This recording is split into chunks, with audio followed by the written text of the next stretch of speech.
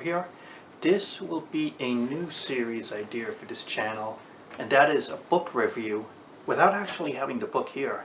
Now why is that? It's because I was at the library reading these comic book trades that they have, and for some things that I'm going to review here, I have read the issues but maybe over 20 years ago, so to reread it. But in something like this, Operation Galactic Storm, it's something I only had a few issues on, but I never read the whole thing. And this was, I think in 1992, 19 issues in 2 trade paperbacks to read the complete saga. And this was an Avengers tale with various Avengers in it. And so this is my thoughts about this book. And it starts out that Rick Jones, who was the Hulk's sidekick, Captain America's sidekick, is having these dreams about the Supreme Intelligence and the intergalactic Kree race. Okay? And there is a conflict going on with the Shi'ar, which is a group in the X-Men universe, even though the X-Men are not here in this battle. It starts out on Earth, and then there's a little bit of Skrulls in it, but not too much. And it's mostly the Kree, the Shi'ar, and a lot of the comic history of that era, usually stuff from the late 70s, early 80s, about the Kree-Skrull war and stuff like that. And so the Avengers are trapped in the middle of this conflict, and they form 3 different groups. One to protect Earth, one to go to the Kree, the Shi'ar, and figure out this thing, try to make peace, okay? And there's a couple of things going on, which I'd like to talk about. First is this crossover right here, Operation Galactic Storm. The underwhelming art. You know, this was after the image artists left and formed their own company. You could tell the impact it had on Marvel by reading this crossover. The art was functional, but it was not spectacular. If you remember the early 90s and the late 80s, the crossovers that had fantastic art that stood out, whether it be Jim Lee, Rob Liefeld in his prime, Todd McFarlane, the art was stand out by so many people. And now that the image artists had left, when you read this storyline, the art, especially back then when you got used to it, you got used to these amazing artists, you could see the void it left, that artistically it was functional, but it was not grabbing you, the reader, as a must-buy. And you could see, if anything, on this crossover, the artistic leave to Image Comics. This was the result. You know, the X-Men books were an exception, because even though they left, they did have some X-Men crossovers that did well, like the Extinction Agenda. Oh no, was it the other one was Strife? You see, they had a couple of years of crossovers, the X-Men, that was still good. Not as good as the image artists, but they had some pretty close image-like artists for the X-Men books. You had stuff like, I think, Dan Panosian, who was sort of like an image artist. You had the Kubert brothers, who were really good. You had Joe Madureira, really good, who would become a future star. You had artists in the X-Men crossovers after the image people left that really were able to hold their books together. Even Jay Lee, not Jim Lee, but Jay Lee, who had his own phenomenal style back then.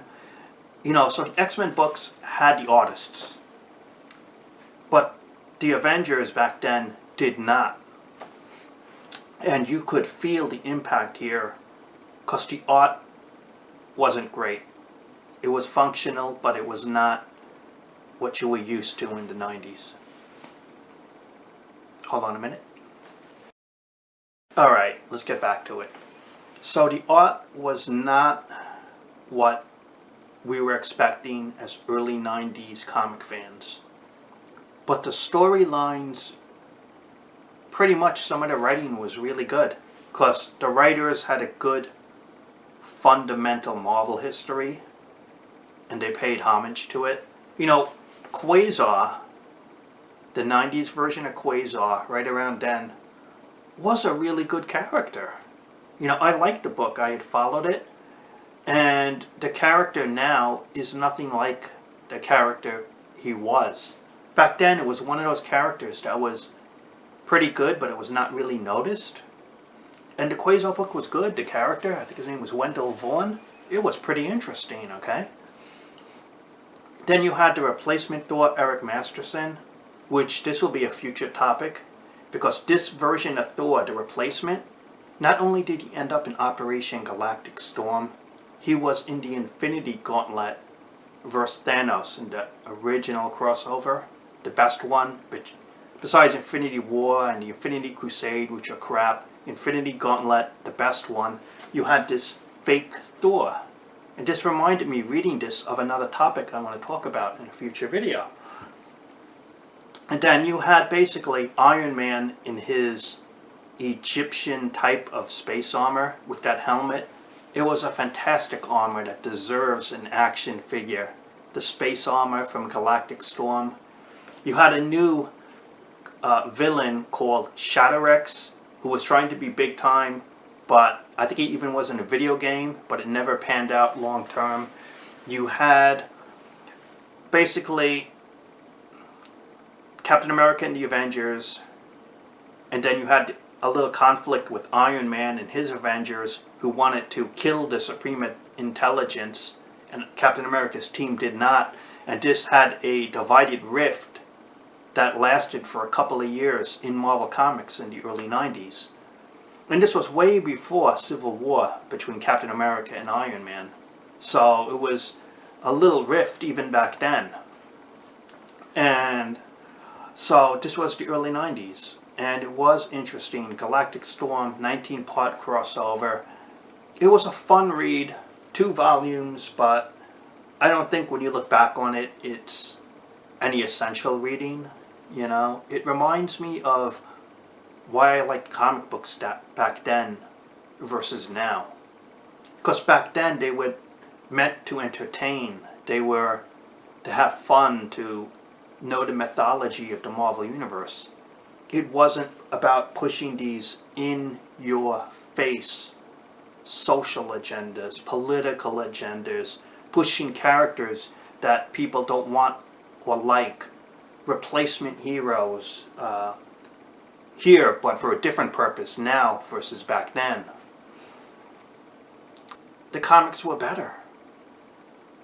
It reminds you, looking back at the past, why you liked comic books versus the garbage that most companies and most books are now. And that's a whole other topic. So overall, a pretty fun read.